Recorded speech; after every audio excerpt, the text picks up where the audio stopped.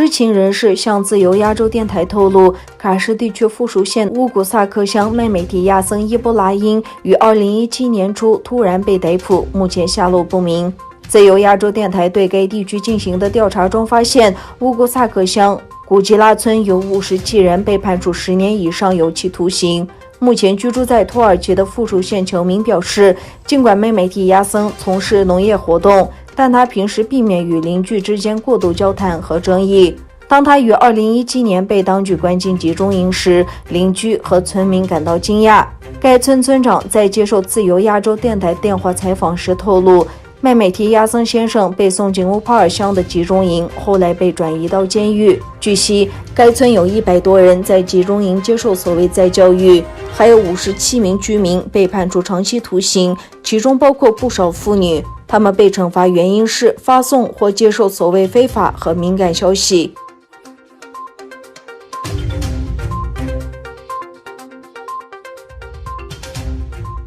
据新华社报道，乌鲁木齐国际机场启用新一代自主安检设备。报道称，由乌鲁木齐国际机场分公司安检总站历时2年研发的安检自助验证设备近日亮相乌鲁木齐国际机场。目前，乌鲁木齐国际机场3座航站楼共37台安检自助验证夹机全部投入使用，每名旅客通过效率由人工服务的平均25秒降低至8秒以内，通行效率提高30%。据韩东网5月份报道，中国不顾国际社会日益加重的担忧，加大对东突厥散民众的一举一动的监控力度，以管控民众的日常生活。据某市政府下发的一份文件显示，该市以健全信息化维稳机制为由，加强社会监控，要求居民小区都安装无感知监测系统，以掌握家庭住户及访客来多少、他是谁、何属性、去哪里等问题。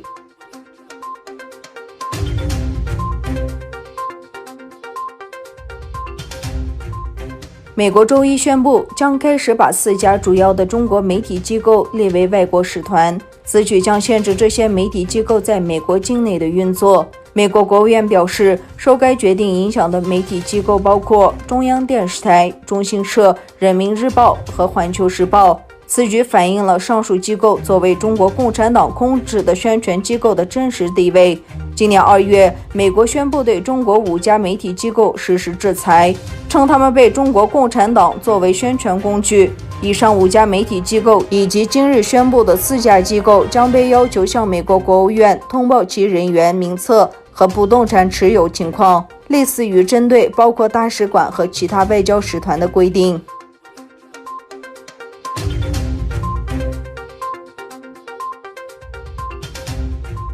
中国与印度军方代表本周一举行边境会谈。1周前发生造成数十人死亡的边境流血冲突后，中印两国间事态紧绷。本周，两国军方代表展开新一轮边境会谈。据印度媒体报道，会谈在实际控制线军方一侧的莫尔多举行。两国军方上一次会晤是在6月6日。当时，双方同意通过和平谈判处理今年5月初以来多个地点发生的边境争端。中国与印度军队6月15日再次在边境爆发严重冲突，造成至少20名印度官兵丧生。印方表示，中国军队在冲突中的死亡人数应至少是印方的2倍。印度陆军已下令给予中印边境实际控制线边防部队指挥官完全行动自由，在战术层面上应对突发情况。中印双方1993年签署的关于在中印边界实际控制线地区军事领域建立信任措施协定规定，双方在边境实际控制线2公里范围以内都不得使用枪械开火或以爆炸品爆破。